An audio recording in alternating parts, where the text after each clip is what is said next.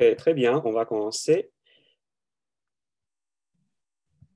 Donc, on commence par l'exercice 8 de la feuille 5. Soit j'ai un groupe et montrer que pour tout G, petit g, donc il y a un élément dans ce groupe G, on a une application définie par cet élément. Et donc, c'est une application induite par cet élément G qui a un élément H associé l'élément G, H, G inverse. On va montrer que ça, c'est un morphisme de groupe.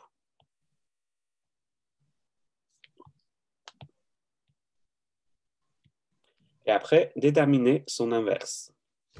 OK, pour montrer que ça, c'est un morphisme de groupe, je crois c'est juste la définition. Donc, c'est juste la question que vous avez vue dans le CC.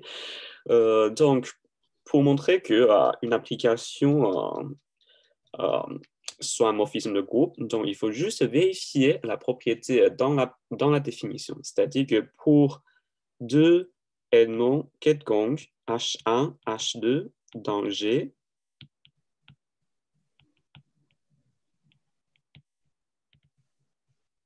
on a f de H1, H2 est égal à f de H1, f de H2. OK? Donc, c'est-à-dire que cette application f commute avec l'opération du groupe. OK, donc c'est juste ça, ce qu'il faut. Donc, c'est ça qu'on doit vérifier, donc juste par cette formule. Et donc, on écrit tout ce qu'il faut. Donc, f de H1, H2, c'est quoi? Donc, c'est G, H1, H2, G inverse. Et après, c'est f de H1, G, H1, G'. Et f de H2, c'est G, H2, G'. OK. Et par l'associativité du groupe, parce que ça c'est bien dans la définition, donc on a l'associativité. Donc, on peut faire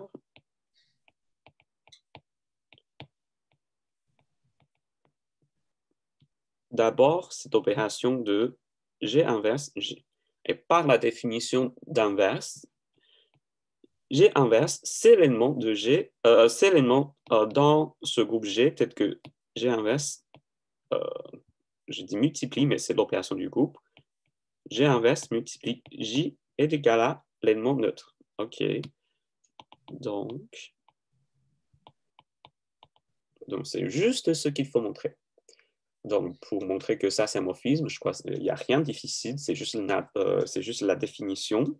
OK, et après, il faut trouver l'inverse de G. L'inverse de F, pardon. Donc, on va trouver une application qui est l'inverse de F en tant qu'application. Et il y a un théorème qui dit que si c'est le cas, F inverse, c'est automatiquement un morphisme de groupe aussi. OK.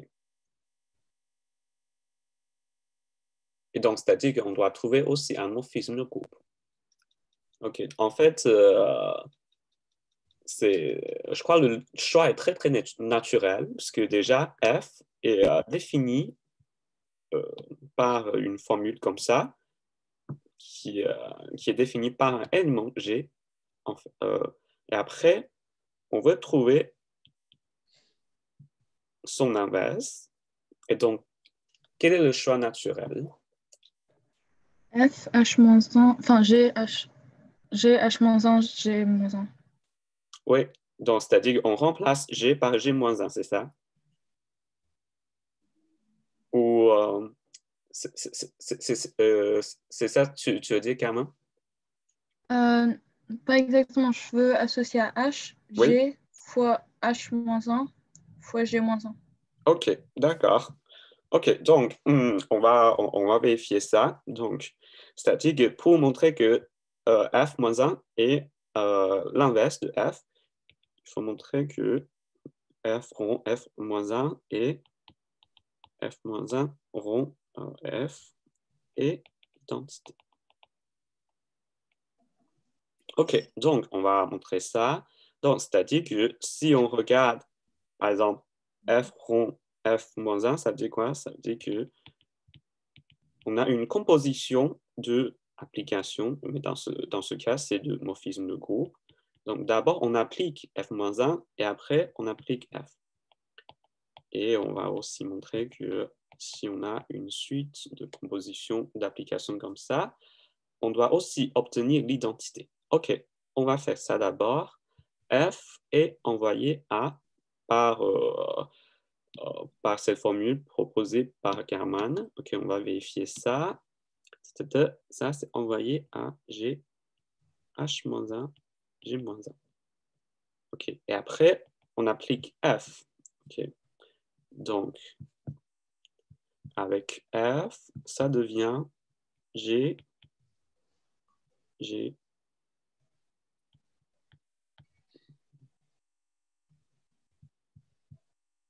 moins 1.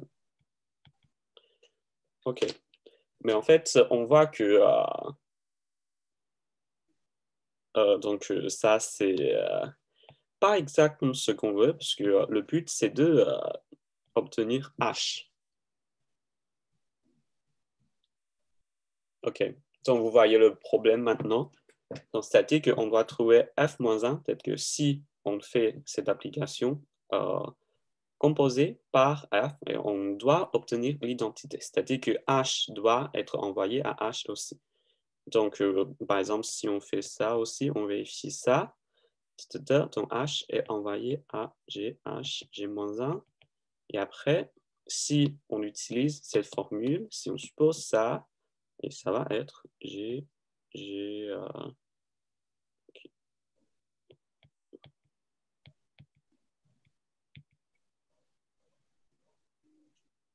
OK. Donc, on voit qu'en fait, il y a des choses à modifier, c'est-à-dire qu'on veut que, on veut que ça soit égal à H. Donc, est-ce qu'on peut modifier un petit peu? Par exemple, parce que ici, en fait, le problème, c'est qu'on ne sait même pas si f-1 est un morphisme de groupe. Ben, déjà, il faut vérifier que ça, c'est un morphisme de groupe. Parce que, en fait, ici, OK, ça, c'est ce que j'ai dit. OK, oh, ouais, c'est un peu compliqué. OK, c'est cette histoire-là. Maintenant, on sait déjà que F est un morphisme de groupe. Et donc, si on trouve un inverse de F en tant qu'application, on sait que cette application F inverse est automatiquement un morphisme de groupe. Donc parmi les candidats, parmi les applications qui pourront éventuellement être l'inverse de F, ça doit toujours être un morphisme de groupe. OK, mais pour ça, on ne sait même pas encore si ça, c'est un morphisme de groupe ou pas. OK, mais comment on peut définir un morphisme de groupe naturellement à partir d'un élément dans G? Et donc, ça, c'est donné par cette formule. Donc, c'est-à-dire que maintenant, il faut au moins choisir une application qui est un morphisme de groupe. Et donc on a, comme dire, on a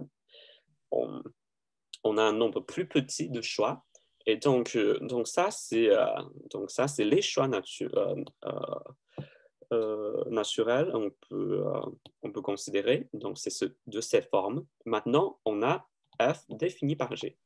Donc, un autre morphisme de groupe de la même forme, mais défini par un autre élément, par exemple G-1, ça peut être un choix naturel, puisque les deux sont définis de la même manière, mais juste avec G remplacé par G inverse. OK. Donc, on peut espérer que ça peut être l'inverse de ce groupe, de ce morphisme de groupe. Pardon. OK. Ça, c'est ce qu'on va regarder. C'est-à-dire qu'on considère H envoyé à G-1 HG. D'accord? OK. Donc, on va faire le même calcul pour vérifier que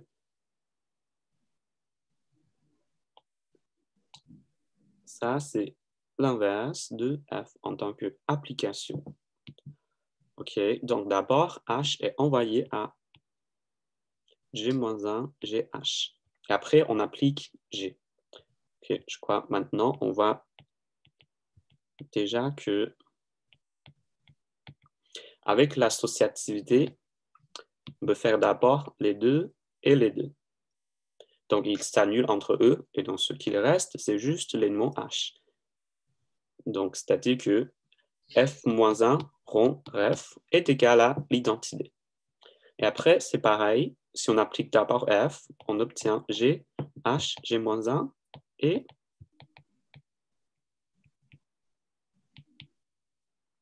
on applique F-1.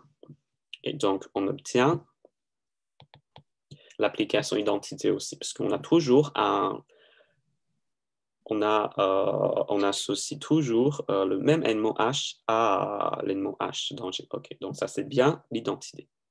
OK, donc ça, c'est l'inverse de F. OK. En fait, ici, donc, comme j'ai dit, pour la logique, c'est que dès qu'on vérifie que ça, c'est un inverse de F en tant qu'application, donc ça, c'est automatiquement un morphisme de groupe, parce que F est déjà un morphisme de groupe. Okay. Mais pour trouver cette application, on doit chercher parmi les morphismes de groupe. OK. OK, très bien. Mais en fait, ce qu'a proposé Karman est très, très intéressant. En fait, c'est juste l'exercice 10. OK?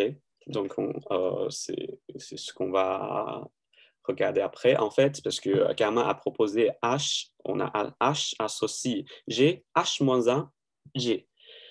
Et donc, on a H associe G, H-1, G-1. OK, est-ce que ça peut être un morphisme de groupe? OK, en fait, pas forcément, mais parfois, la réponse, c'est oui. OK, donc on va voir ça dans l'exercice 10. OK, pour cet exercice, est-ce qu'il y a encore des questions?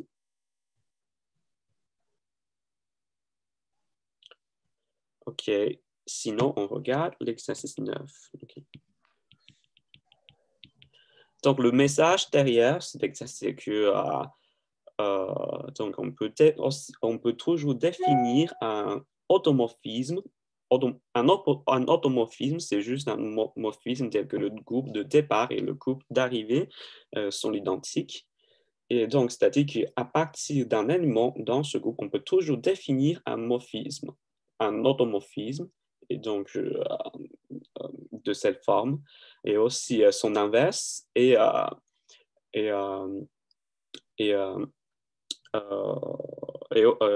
comme son investisseur, c'est bien défini de cette forme aussi. Donc, on peut bien dire que l'automorphisme intérieur, et donc intérieur veut dire automorphisme juste défini par cette formule, l'automorphisme intérieur forme un groupe qui est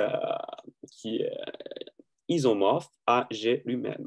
Okay? Donc ça, c'est avec le langage un peu abstrait, c'est-à-dire que si on considère juste les automorphismes de cette forme, ça, on a juste une correspondance bijective avec G lui-même, même avec la structure de groupe préservée. Pardon.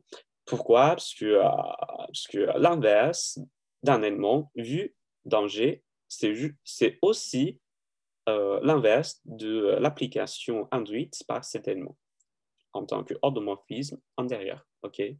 Donc, avec le langage un peu abstrait, on peut dire que, ouais, on a un isomorphisme entre G et le groupe d'automorphisme antérieur de G.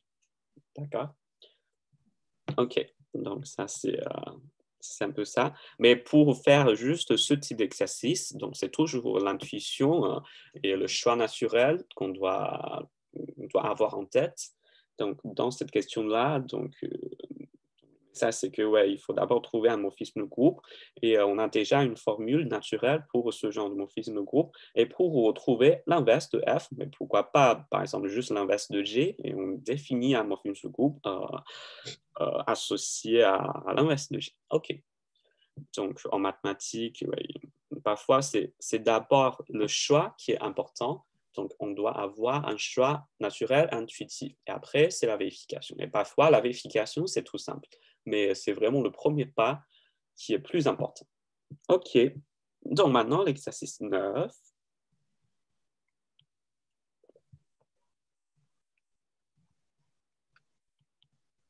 Donc, c'est toujours avec un groupe.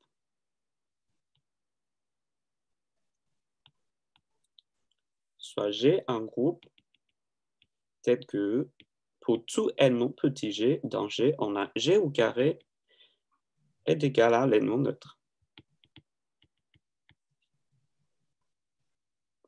Montrer que G est abélien. Okay, juste un petit remarque sur la définition. Qu'est-ce qu'il veut dire? Abélien. OK. Donc, en fait, abélien, c'est juste un synonyme de commutatif. OK. G est abélien. Donc, c'est par la définition. Si pour tout élément G et H dans G, on a G, H est égal à HG. C'est-à-dire que cette opération est commutative pour tout paire d'éléments GH dans G. OK. Donc, abélien veut dire juste commutatif. Okay. Donc, ça, c'est la définition. Donc, et ça veut dire quoi si on veut encore un langage un peu abstrait, un peu avancé ou quoi? Ça veut dire que l'ordre de chaque élément dans G est égal à soit 1, soit 2. D'accord? Donc, je vous rappelle que l'ordre d'un élément, c'est le plus petit nombre naturel, strictement positif, tel que G puissance, ce nombre, est égal à l'élément neutre. OK? Donc, dans ce cas-là, on voit que 2 est déjà un nombre naturel qui satisfait cette propriété. Donc, le plus petit est soit 2, soit 1. Donc, c'est-à-dire que chaque élément dans G a pour ordre 1 ou 2. Mais le seul élément qui a pour ordre 1, c'est l'élément neutre lui-même. Donc, on peut dire que dans ce groupe, sauf l'élément neutre, tous les autres éléments ont pour ordre 2. Okay. Si un groupe a une telle propriété, on va montrer que l'opération du groupe est commutative. C'est-à-dire que GH est égal à HG pour tout élément dans G. Okay. Okay. Juste par convention, je n'écris pas toujours cette petite étoile. OK. Et aussi, quand G n'est pas forcément abélien, on utilise la convention multiplicative, c'est-à-dire que donc, on écrit GH pour l'opération du groupe, mais si on sait déjà que G est abélien, donc par convention, parfois, on utilise la convention additive, c'est-à-dire on écrit G plus H. Donc, quand on voit G plus H pour cette opération du groupe, c'est-à-dire que si on utilise ce symbole plus pour l'opération du groupe, on sous-entend toujours que G plus H est égal à H plus G. C'est-à-dire que si on utilise cette convention, si on utilise cette notation, il y a déjà la convention sous-entendue que ça, c'est pour un groupe abélien. OK. Mais ici, on ne sait pas encore, parce que ça, c'est ce qu'il faut montrer. Et donc, on utilise d'abord l'écriture multiplicative. Et donc, on veut montrer que, donc notre but, c'est de montrer que GH est égal à HG pour tout élément GH dans G. OK. Mais en fait, ici, par exemple, on peut multiplier cette égalité par G-1 à droite. Donc, on obtient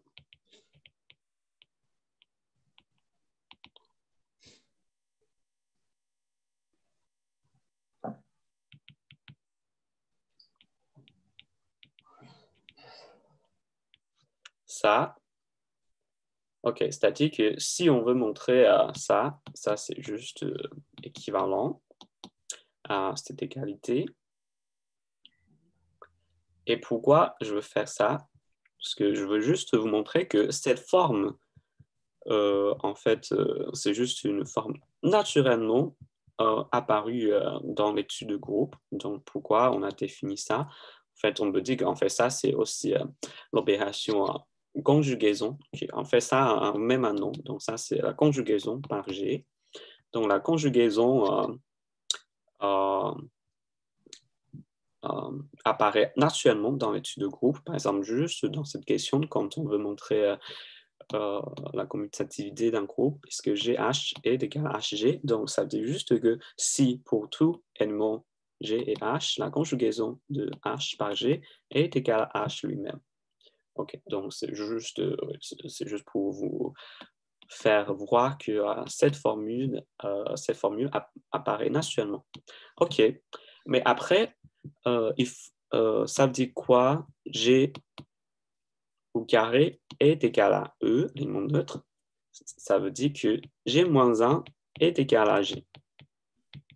OK, ça c'est aussi une autre interprétation pour cette formule.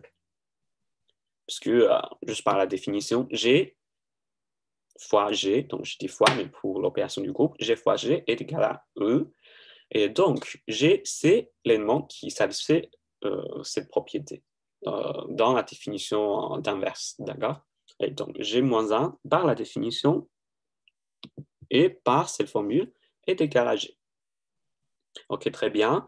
Mais bien sûr, c'est pareil pour H, parce que ça, c'est pour n'importe quel élément dans G.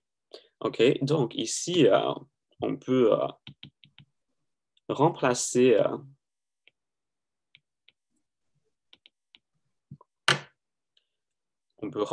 le G-1 par G, par exemple.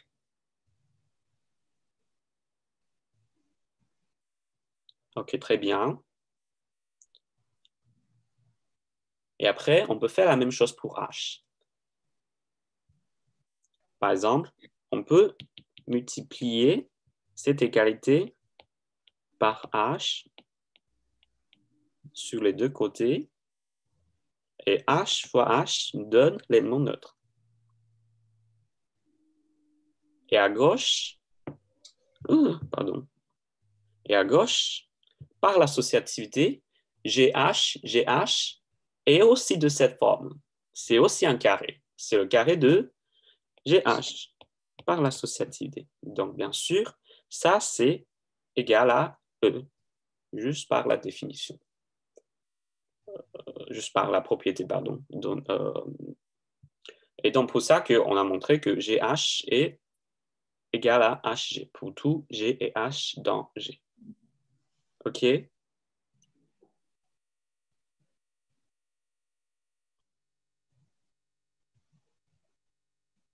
En fait, tout ça, c'est de l'équivalence. Mais il faut faire attention, par exemple, si on fait ce genre de calcul dans un anneau, donc notamment l'anneau entier, dans Z, euh, on a deux opérations. Il y a l'addition avec laquelle Z est un groupe, mais avec la multiplication, non, parce que tout élément n'a pas d'inverse. Et donc, dans ce cas-là, si on multiplie, par exemple, si on fait ce genre de multiplication pour une égalité, ce n'est pas toujours une condition équivalente, d'accord? Par exemple, si on multiplie juste une égalité par un élément qui n'est pas inversible, ou dans le cas extrême, par 0, donc on obtient toujours 0 égale à 0, et donc ça veut rien dire, parce que ça, c'est toujours vrai. Et donc, on peut l'obtenir à partir de n'importe quelle formule. Et donc, il n'y a pas d'équivalence du tout. Mais ici, pourquoi? Si on multiplie une égalité par un élément, on obtient toujours une condition équivalente parce qu'on a toujours un inverse pour cet élément qu'on a choisi pour la multiplication. Et donc, c'est pour ça que cette structure de groupe nous permet de toujours écrire ce genre de conditions équivalentes et on peut juste faire, par exemple, la multiplication sur les deux membres en même temps pour obtenir encore toujours beaucoup de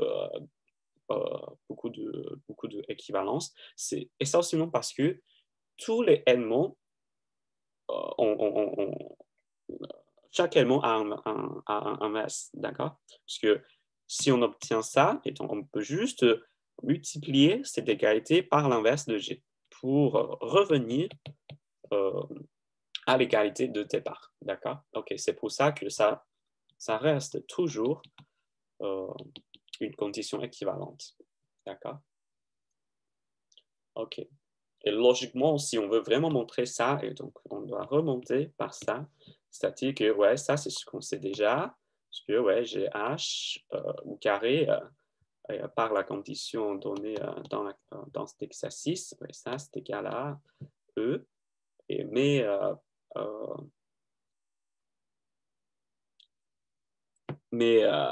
si on veut montrer ça, et ça veut dire juste que ouais, on doit montrer ça, et on doit montrer ça, et après, et, on se ramène dans un cas où on connaît déjà la réponse. D'accord?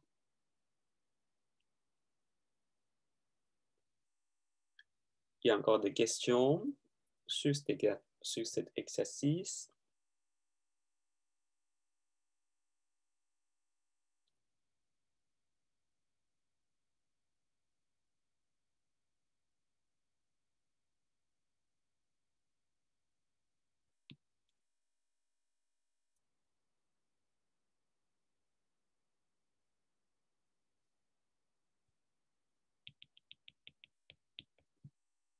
OK. Sinon, on peut passer doucement à l'exercice 10. Je vous laisse juste quelques minutes à réfléchir encore sur les deux exercices qu'on a déjà fait ou sur l'exercice 10. OK, l'exercice 10, ouais, comme je dis, c'est juste pour voir l'application de données par G envoyée à G-1, d'accord? OK.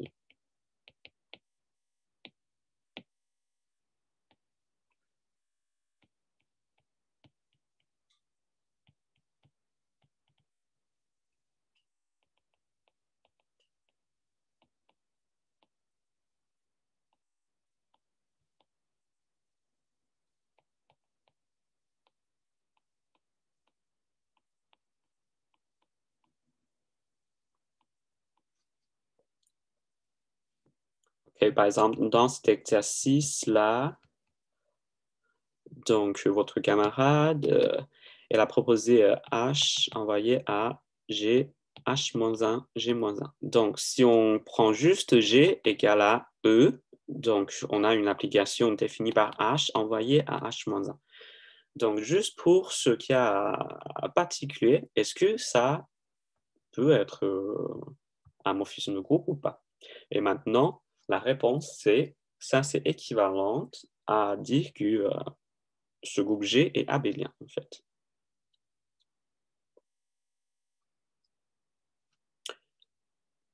OK, je vous laisse faire cet exercice par vous-même d'abord, et après, on va corriger ça ensemble.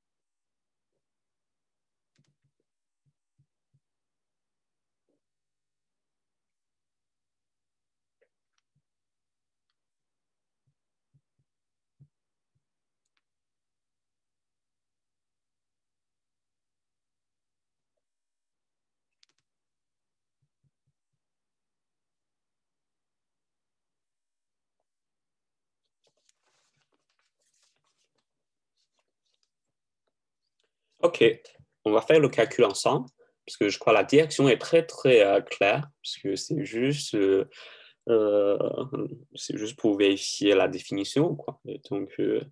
Et donc, pour ce genre d'exercice, on peut dire qu'ils sont faciles, parce que déjà, ce qu'il faut montrer, c'est clair et la direction est très claire. C'est juste que ouais, c'est les calculs à faire ou quoi. Et donc, déjà, c'est pas difficile, parce que dans les exercices les plus difficiles, le premier pas, on ne sait même pas comment faire, on ne sait même pas comment commencer. Mais ça, déjà, par exemple, les formules ou les égalités à vérifier sont claires. OK, donc il faut vérifier quoi? Il faut vérifier que, donc il y a deux côtés. Donc, G abélien et cette application qui a G associe G-1 et un morphisme de groupe. OK. Ça, c'est équivalent à dire que pour tout G et H dans G, f de GH est égal à f de G, f de H. Mais f de GH, c'est GH moins 1. OK? Et f de G, c'est G moins 1. Et f de H est H moins 1. OK? Donc, ça, c'est la condition dans la définition d'un morphisme. OK? Donc, ça, c'est un morphisme. C'est seulement si f de GH est égal à f de G, f de H.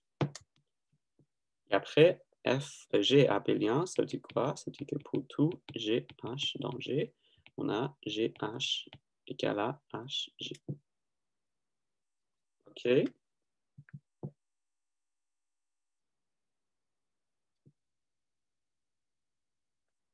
Donc, très bien. Et comment on peut faire? Déjà, quel est l'inverse de GH? Est-ce qu'on peut trouver une écriture explicite pour GH moins 1? Et bien sûr, c'est avec les éléments GH. C'est-à-dire que, est-ce qu'on peut trouver un élément tel que GH fois quelque chose est égal à E? Je crois qu'on a déjà des expériences quand on travaille avec ça. Et surtout, on a l'associativité. On peut faire, par exemple, on peut faire annuler d'abord H en multipliant ça par H inverse. Et après, par l'associativité, on peut faire les deux d'abord. Et donc, il nous reste juste G à annuler. Et donc, on utilise encore G-1 pour annuler ça. Donc, c'est-à-dire que GH fois H-1, G-1 est égal à E. Donc, ça, c'est l'inverse de GH. OK? Donc, ça, je vous montre juste comment on a trouvé une autre écriture pour GH-1. Donc, on veut juste trouver un élément qui peut annuler H et G dans cette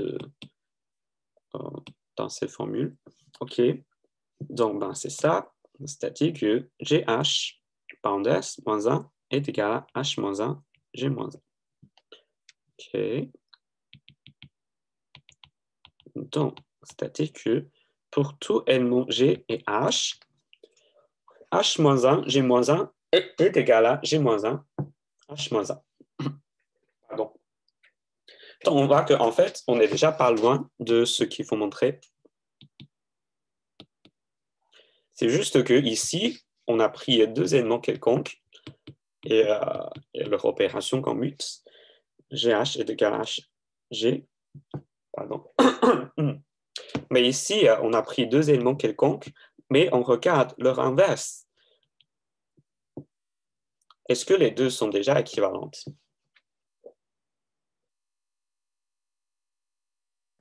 Oui, parce qu'on peut prendre H et G à gauche comme étant H-1 et G-1.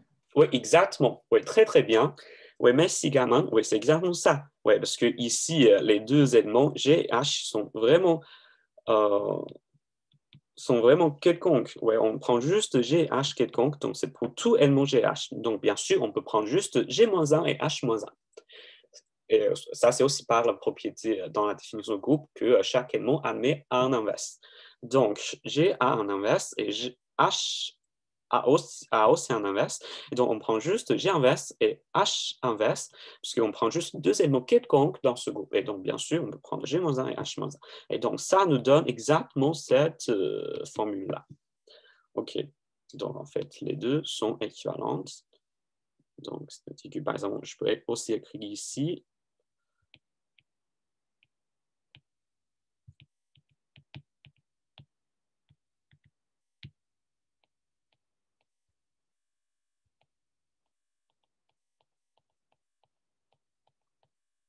On prend juste deux éléments quelconques, et donc quitte à prendre leur inverse, qui sont aussi deux éléments quelconques dans ce groupe, on peut montrer que cette opération de groupe est commutative. Ok, très bien. Donc, on a montré que, en fait, ça, donc une application donnée par cette formule qui a G associe son inverse et un morphisme de groupe si et seulement si ce groupe G est abélien. Donc, c'est très intéressant que dans la théorie des groupes, et donc, on a tout type de ce genre de caractérisation pour la même propriété. C'est-à-dire que pour une même propriété, on a plusieurs descriptions et caractérisations. Et donc, ça montre que ouais, c'est bien la structure du groupe qui ont des restrictions sur les choses qui peuvent se passer ici. OK?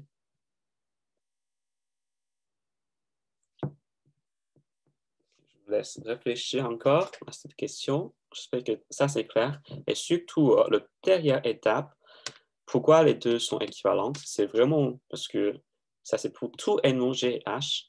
Et tous éléments ont des inverses. Et donc, on prend juste leurs inverses. OK.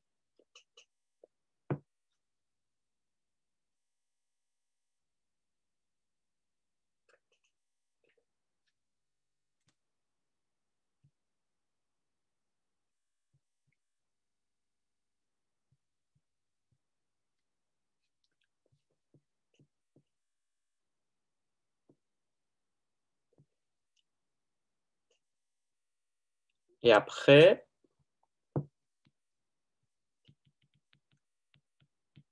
l'exercice 11.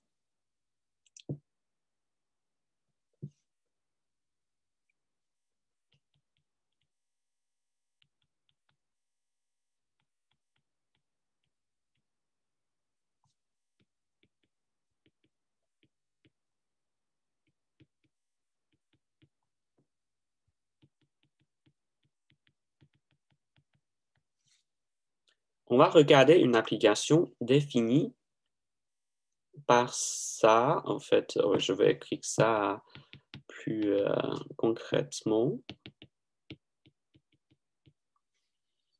Donc, en fait, on a un nom pour cette application. Cette application s'appelle norme. Okay. C'est l'application norme qui a un nombre complexe A plus BI associe sa norme qui a un nombre réel qui est égal à A au carré plus B au carré pour un élément non nul complexe. OK. Est-ce que ça, c'est un morphisme de groupe? Si c'est le cas, déterminez son noyau et son image. Je crois que cet exercice est vraiment étroitement lié à l'exercice qu'on a fait pendant le CC. Et donc, je crois que c'est bien l'occasion de corriger le CC que vous avez vu ensemble tout à l'heure. OK, donc, je ouvre juste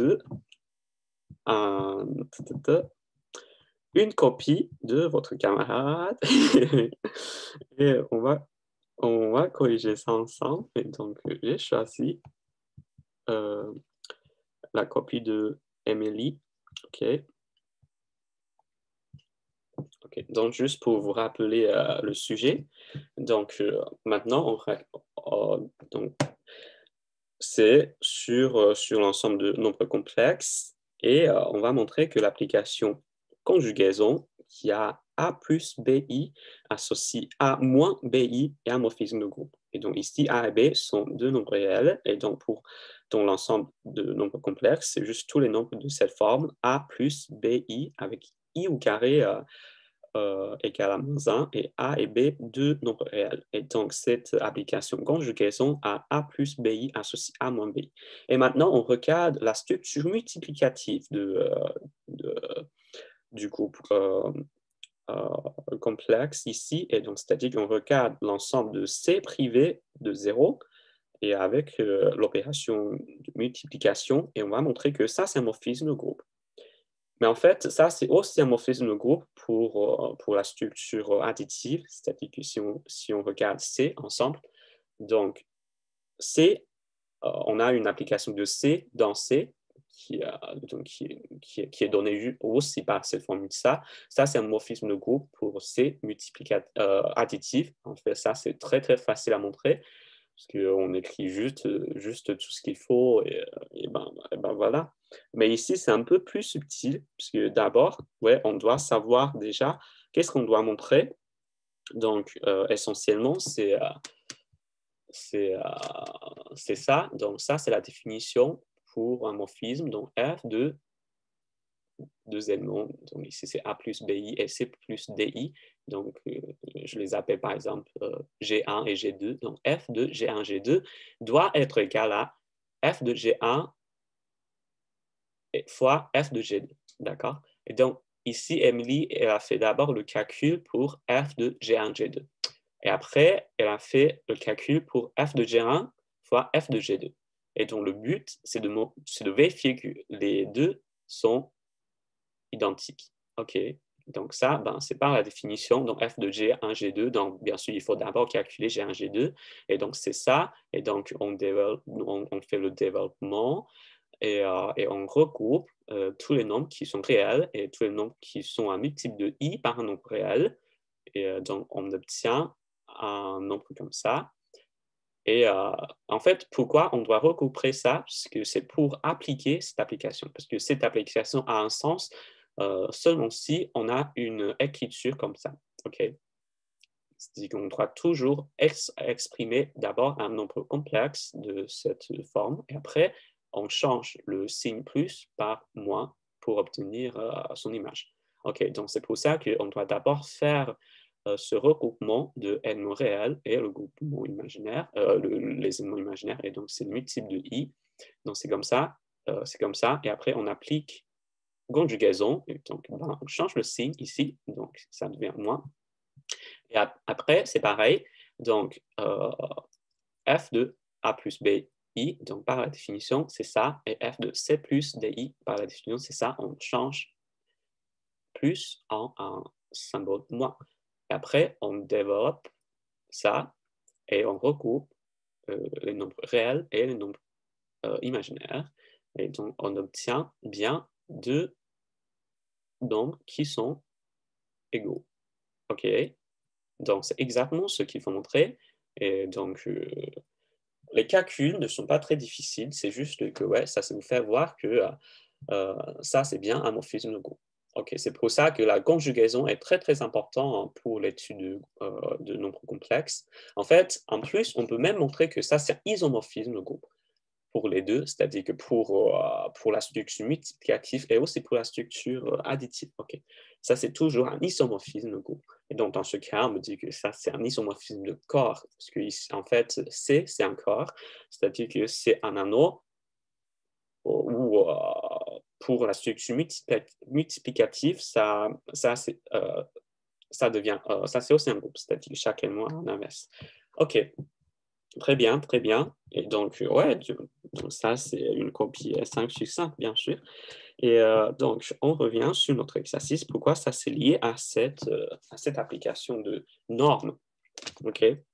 Parce qu'en fait, on voit que ici, la norme de Z, c'est juste égal à Z fois son conjugué. OK? Alors, attention, je crois qu'il y a un problème avec le partage d'écran. OK, maintenant, c'est bon. OK. OK. Pourquoi ça c'est lié à l'exercice qu'on a vu dans le CC? C'est parce que la norme de Z est Z fois conjugué de Z. OK. Ou plus concrètement, on peut dire que ça, c'est juste une factorisation de A au carré plus B au carré.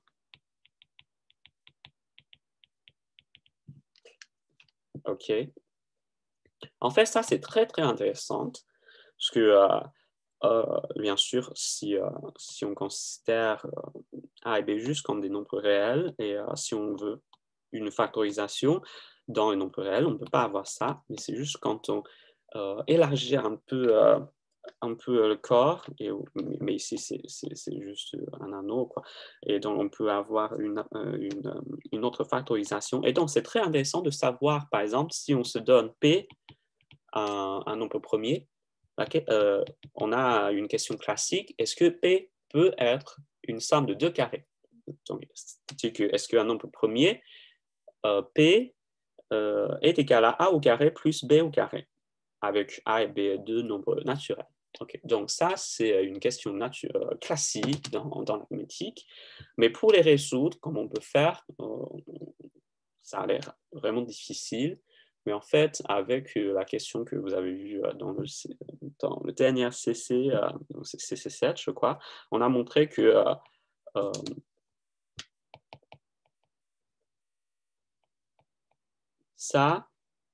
cette équation a une solution modulo P, c'est-à-dire que moins 1 et un carré modulo P, c'est seulement si P est concu à 1 modulo 4. Okay, donc c'est très intéressant. En fait, les deux sont aussi étroitement liés. Donc, les deux propriétés sont étroitement liées. Pourquoi? Parce que pour étudier ça, on peut faire ce genre de factorisation si on ajoute I. Okay? Donc maintenant, on n'est pas seulement dans Z, mais on est dans Z avec I. Okay? En fait, on peut montrer que ça a une structure très, très similaire à celle de Z, c'est-à-dire qu'on peut aussi faire la division euclidienne. Et donc, ça, c'est vraiment, vraiment l'essentiel. Donc, avec la division euclidienne, on peut avoir toutes les notions, par exemple, de reste et de factorisation et de tout ça, donc complètement parallèle. Et donc, ça, on peut avoir aussi un théorème de factorisation unique. Donc, quand on considère P, si P est une somme de 2 carrés, c'est-à-dire juste que P a une factorisation. Donc, dans l'arithmétique classique, on a déjà vu que pour ce type de question de factorisation, il faut juste comparer les deux facteurs parce que la factorisation est unique. Donc, la question, c'est juste que est-ce que P reste toujours un premier ou pas? OK. OK, on est allé un peu loin, mais si on a l'occasion, je crois, je vous reparlerai, je vous reparlerai de ça peut-être après, quand vous avez la notion d'anneau Z avec I en tête et avec la structure euclidienne. Est-ce que vous avez déjà vu ça ou pas, je crois? Est-ce que vous avez défini, par exemple, la division euclidienne sur cet anneau? Non? Oui? Par exemple, est-ce qu'on peut On a commencé les anneaux la dernière fois. D'accord, ok, c'est juste la notion de base d'anneau, ok, mais pas encore l'anneau euclidien, pas encore. Ok, donc ça c'est pour après, et donc c'est juste pour vous montrer que en fait il y a beaucoup de choses qui sont intéressantes. Par exemple, là, donc on voit que ouais, ça c'est juste pour les nombres complexes, mais ça n'a rien à voir avec l'arithmétique, mais justement non. Par exemple, si on regarde ce type de questions, et si on nous permet de considérer les nombres complexes, et ça peut nous aider à vraiment résoudre cette question classique. Ok, donc la question elle-même, c'est une question que même les premières les écoliers peuvent comprendre, mais pour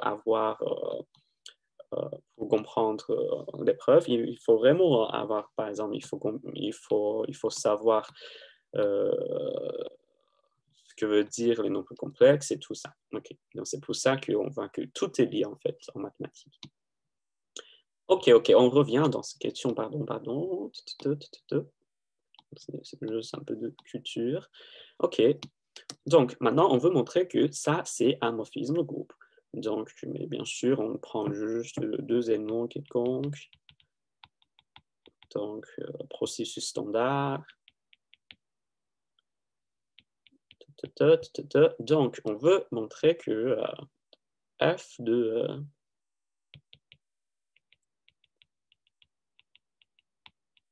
G1, G2 est égal à f de G1 et f de G2. OK. Mais f, c'est donné par ça. Okay. En fait, c'est presque le même calcul qu'on a déjà fait pour ce CC, mais pour faciliter ça, je ne vais pas refaire le même calcul, mais on va juste utiliser ça et ce qu'on a déjà vérifié pour la conjugaison. OK? Donc, c'est-à-dire que ça, c'est égal à quoi? Ça, c'est égal à...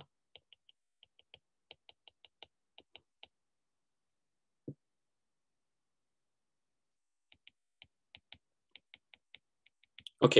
Ici, j'utilise déjà ce qu'on a montré dans le CC, c'est-à-dire que j'ai déjà utilisé le fait que... parce qu'ici, il faut considérer cet élément fois son conjugué, d'accord? Mais comment calculer son conjugué? A priori, je dois d'abord développer cet élément et on applique l'application conjugaison, c'est-à-dire qu'on en change le signe plus par moins, qui relie les deux parties, la partie réelle et la partie imaginaire. Mais on sait déjà que ça, c'est un morphisme de groupe, et donc on peut juste remplacer d'abord les symboles plus par les symboles moins dans les parenthèses, et après, on fait le développement. D'accord? Et donc ici, pour cette égalité, j'ai déjà utilisé ce qu'on a montré ici. OK? OK, encore une fois, parce que ici, pour calculer ça en utilisant cette formule, il faut d'abord développer ça et on prend son conjugué et on fait la multiplication. Mais on a déjà vu que la conjugaison est un morphisme de groupe. Et donc, pour prendre son conjugué, c'est très, très simple. On peut juste d'abord prendre le conjugué de chacun et on fait la multiplication. OK, ça, c'est essentiellement d'après ce qu'on a vu ici. OK? OK, donc ça, c'est l'élément G1, G2 fois son conjugué. OK. Ici, ben, c'est comme ça. Donc ici, c'est plus facile. Parce que pour savoir la conjuguée, pardon, c'est D.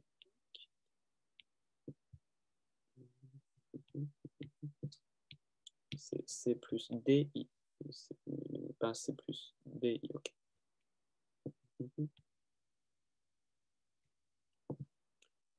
OK. Mais ce côté-là, c'est juste par cette lecture. Et donc, on prend le conjugué. Donc, c'est comme ça. OK. Pourquoi les deux sont pareils? Parce que essentiellement, toujours avec un langage abstrait, on dit que le groupe des nombres complexes additifs est un groupe abélien. C'est-à-dire que on change juste l'ordre d'opération, mais ça ne change rien le résultat. Okay, ici, c'est ça correspond à ça, et après, il y a ça, ici, et après, ici. OK. Donc, on a tous les facteurs, mais en fait, ça, c'est un groupe abélien. Oh, pardon, je dois dire le groupe multiplicatif. OK, pardon. C'est pas le groupe additif. OK. C'est ce groupe multiplicatif et les abéliens. Et donc, dès qu'on a les mêmes facteurs, quel que soit leur ordre, on a juste le même résultat. OK. Mais il faut vraiment retenir que ça, ce n'est pas toujours vrai, c'est que dans le groupe abélien. C'est pour ça qu'on a cette notion de groupe abélien, parce que pour un groupe quelconque, ouais, c'est bien possible que si on change l'ordre d'opération, ouais, ça change tout. Mais dans ce cas-là, ouais, parce que ça, c'est un groupe abélien, et donc, dès qu'on voit les mêmes facteurs, et donc ça nous donne le même résultat. OK, donc ça montre que cette application qui s'appelle norme et un morphisme de groupe. OK. Déterminer son noyau et son image. Donc, par la définition, le noyau d'un groupe, okay, donc je vous rappelle toujours, définition, c'est tous les éléments dans G tels que f de G et l'élément neutre dans l'élément d'arrivée. OK. Donc ça, c'est la définition concrète, ça, c'est la définition abstraite. Donc, dans notre question, c'est juste tous les nombres complexes privés de 0, tels que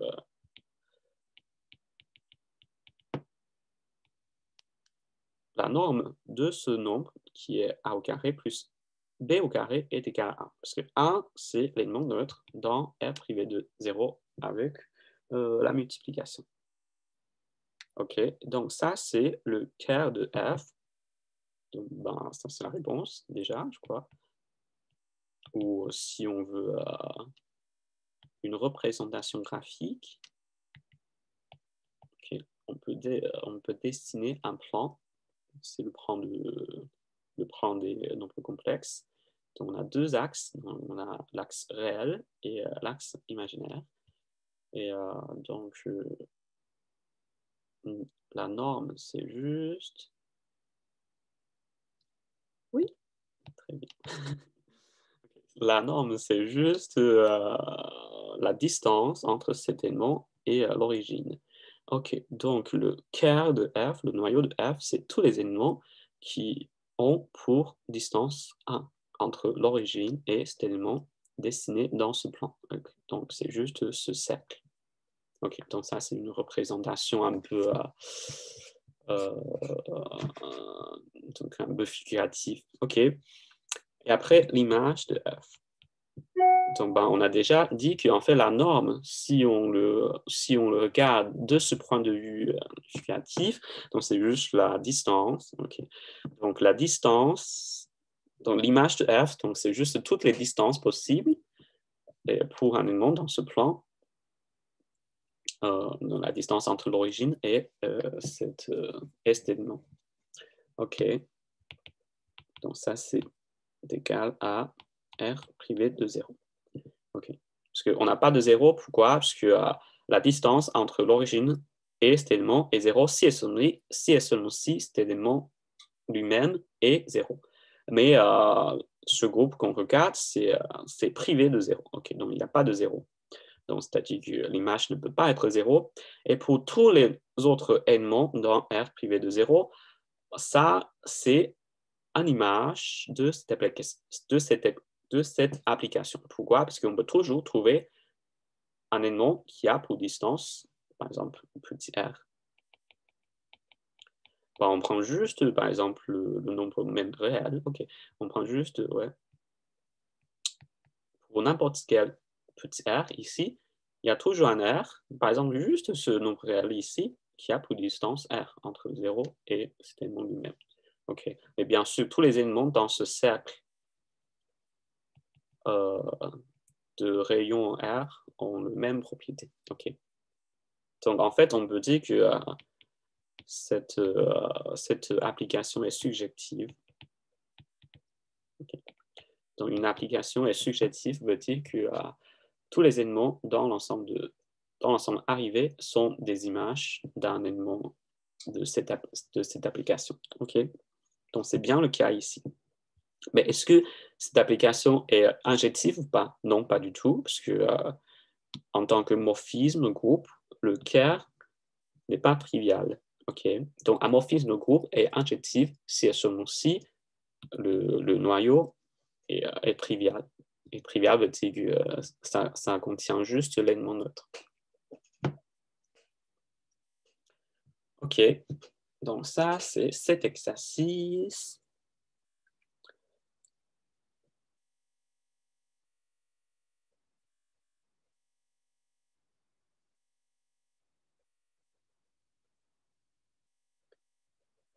Et après, ouais, il y a beaucoup de questions du même type. Okay, est-ce qu'on peut trouver peut-être juste une question intéressante parmi tout ça à vous donner un exemple?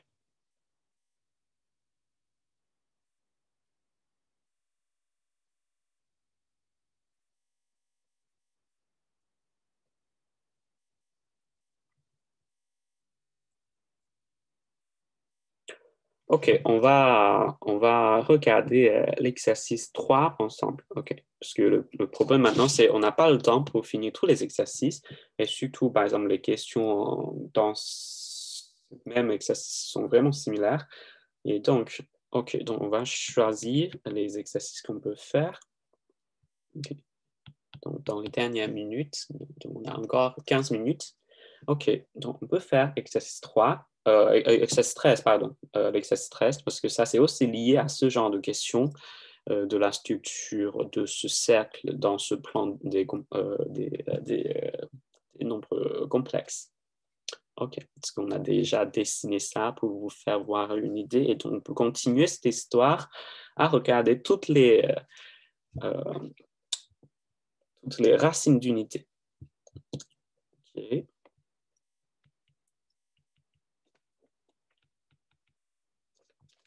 Je vous laisse lire l'exercice 13 ou peut-être réfléchir un petit peu sur ce qu'on a vu jusqu'à maintenant.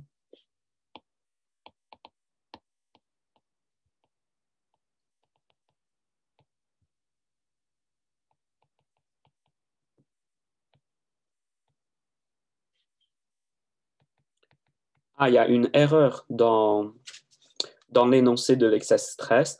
Et donc, dans la définition de mu n, ça, c'est l'ensemble de z, tel que z puissance n est égal à 1. OK, parce que sinon, il n'y a pas de condition et ça, c'est rien. Okay. Ici, égal à 1 qui manque dans la feuille. Okay.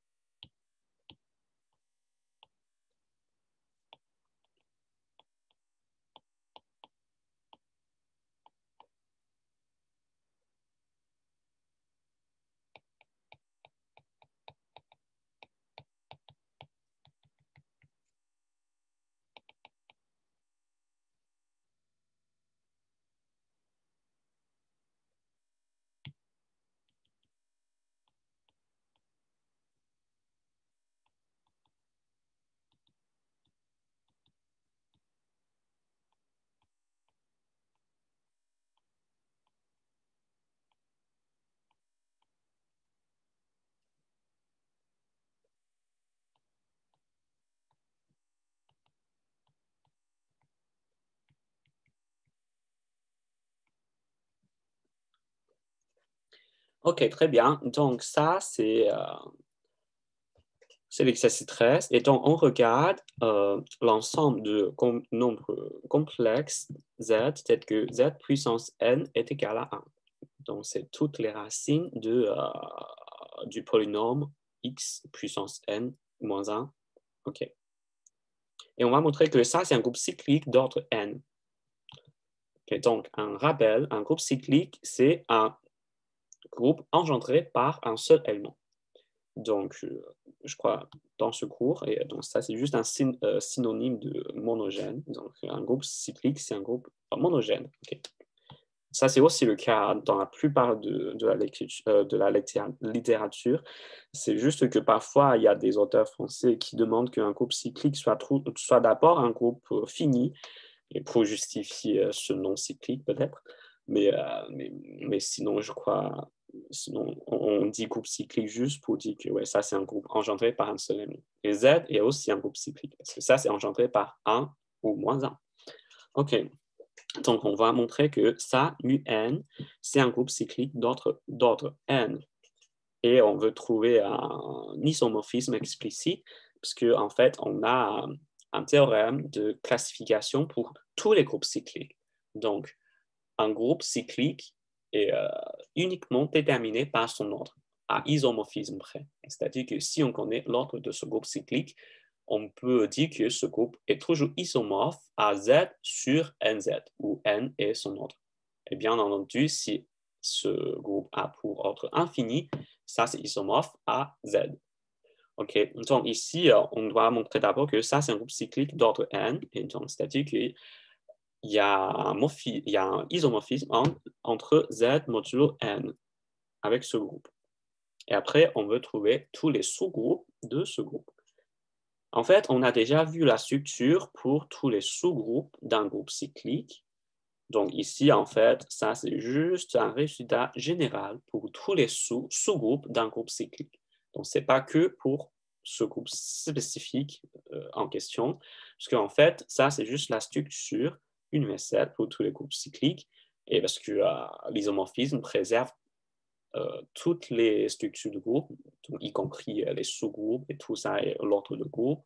Et donc, en fait, donc, il n'y a rien de particulier dans ce cas, c'est juste l'énoncé général pour comment trouver tous les sous-groupes d'un groupe d'ordre D. OK? OK, on commence ça. OK, pourquoi j'ai continué à parler de cette question après avoir dessiné ça? Parce que ça, c'est aussi lié à cette question de comment dessiner les points de cette équation. OK? Déjà, on peut dire que mu n est un sous-ensemble de tiers de f avec f qui est l'application norme dans la question précédente. Et en fait, ça, c'est un sous-ensemble. Parce qu'on peut montrer que pour tout n z qui satisfait cette équation, z puissance n égale 1, sa norme est égale à 1. Pourquoi? Parce que la norme est un morphisme groupe. Et donc, on prend la norme de z puissance n. Ça, c'est égal à la norme de z puissance n. Okay. C'est essentiellement par le fait que la norme est un morphisme de groupe. Okay. Mais bah, z puissance n est égal à 1, et donc la norme est 1, et ça, c'est égal à 1. Mais z... pardon. Mais la norme d'un groupe, c'est toujours... Ah, pardon, j'ai fait une erreur. OK. Ici, f n'est pas surjectif du tout. Parce que l'image de f doit être toujours positive. OK. OK, pardon. Ah, je fais une grande erreur. Oui, parce que j'ai déjà dit que f, c'est la distance entre l'origine et un élément dans ce plan, et donc la distance, bien entendu, c'est toujours positif. Okay. Donc, c'est tous les nombres réels strictement positifs. OK, ça, c'est f. Et donc, f n'est pas surjectif du tout.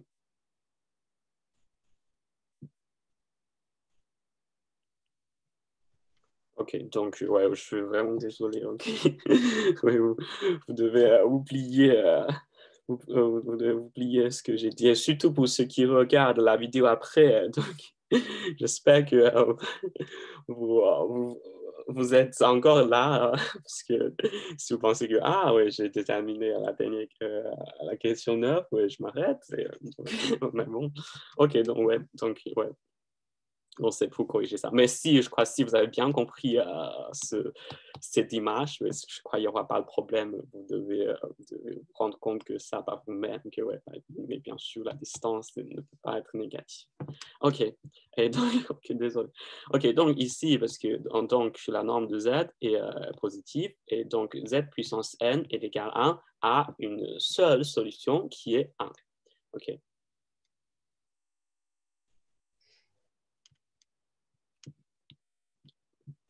OK, très bien. Et ben, OK, donc déjà, on voit que... Okay, pourquoi je parle de ça? Ah oui, c'est ça, OK. Donc ça, donc mu n, qui est l'ensemble de racines d'unité d'ordre n dans C, c'est un sous-groupe du cercle unitaire dans le plan complexe. OK, en fait, il y a juste n points ici.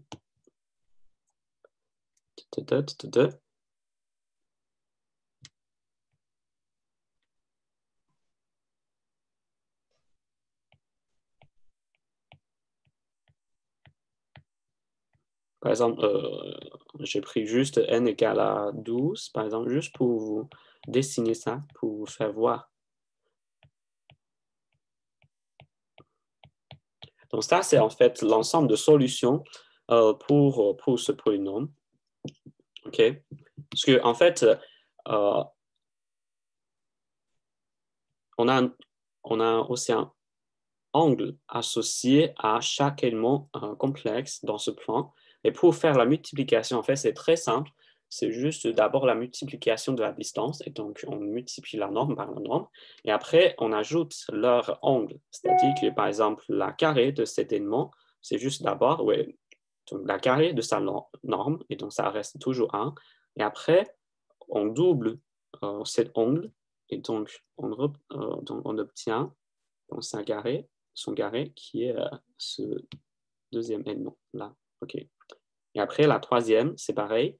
Donc, c'est cet élément fois cet élément. Et donc, pour la norme, ça reste toujours pareil. Donc, c'est juste toujours 1.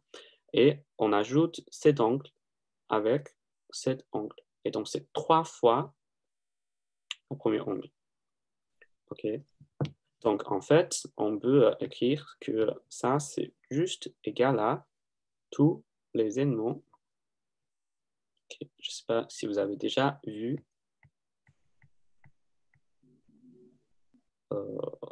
cette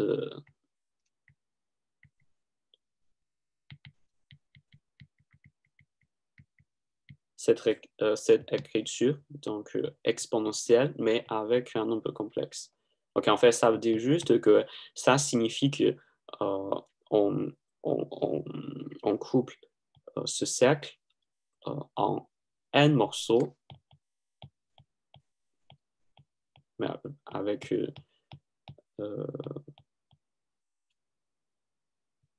distances qui sont égaux entre eux. Et donc, ça, c'est juste les points dont les angles sont respectivement 2π sur n, et après 2π sur n fois 2, 2π sur n fois 3, fois 4, fois 5, et jusqu'à on tourne. Et on revient au point de départ qui est par exemple 1. OK. Donc, ça dessine tous les éléments ici. Maintenant, la question, c'est pourquoi ça reste un groupe, pourquoi ça, c'est un groupe cyclique d'ordre n, c'est-à-dire qu'il existe un générateur. Okay, je vous rappelle encore que pour un groupe cyclique, ce n'est pas nécessaire qu'il y ait un seul générateur, ça peut y avoir plusieurs générateurs. Par exemple, juste pour Z, on a deux générateurs n, on a deux générateurs 1 et moins 1. Okay. Et donc ici, il faut trouver un générateur et ça suffit pour montrer que ce groupe est cyclique. Mais en fait, je crois avec cette image, c'est déjà très très clair parce que tous les éléments sont engendrés par exemple, le premier élément qui a pour le plus petit angle. OK? Et après, tous les autres éléments sont juste un multiple de cet élément. C'est-à-dire qu'on peut dire que ça, c'est juste l'élément, par exemple, 1, et après, 2, 3, 4, et on retourne comme ça. Et ça, c'est l'élément, par exemple, moins 1. OK. Donc, les deux éléments peuvent être les générateurs. Et donc, on choisit juste un générateur pour établir ce isomorphisme. OK. En fait, si on montre cette question déjà, on a une réponse automatique pour cette question. C'est-à-dire que si on a un isomorphisme entre Z sur NZ et ce morphisme, ça veut dire que ce groupe est cyclique d'ordre n. Okay? Parce que la notion de groupe cyclique, c'est à isomorphisme près, c'est-à-dire qu'un isomorphisme préserve toujours cette notion de groupe cyclique. OK. Donc, pour résumer tout ce qu'on a dit, on a dit que on envoie le générateur 1 à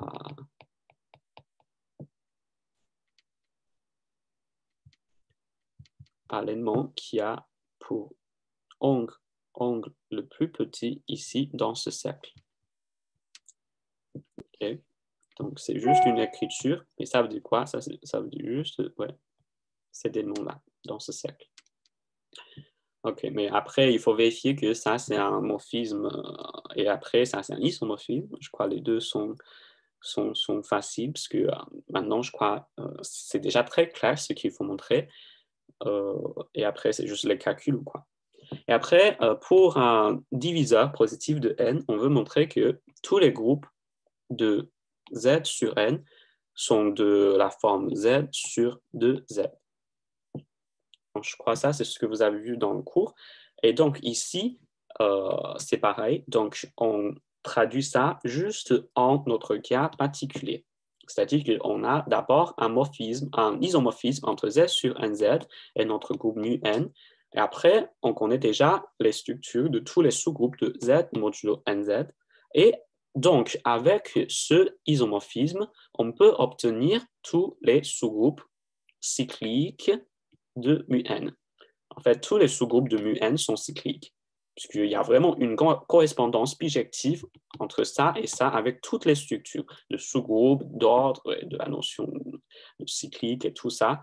Et donc, on trouve juste tout ce qui se passe ici, donc Z sur NZ, et tous ces sous-groupes qui sont les groupes d'ordre D, avec D, l'ordre de ce groupe qui divise N.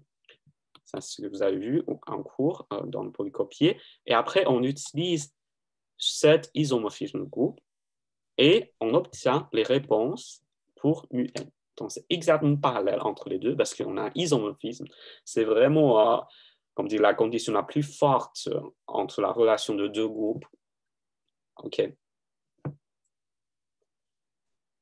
OK, très bien. Okay. Si vous n'avez pas de questions, on se reverra jeudi. Okay. Donc, c'est notre dernière séance avant Noël. Okay. Je suis vraiment désolé ici. Je dis n'importe quoi. Okay. Mais j'espère qu'il n'y a pas trop de confusion.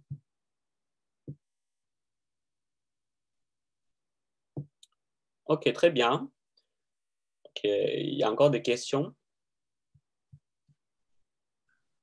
OK, sinon, bonne journée et on se verrait à jeudi. Bonne journée, monsieur. Bonne journée. Merci, au revoir. Merci, au revoir. Au revoir. Au revoir. Au revoir.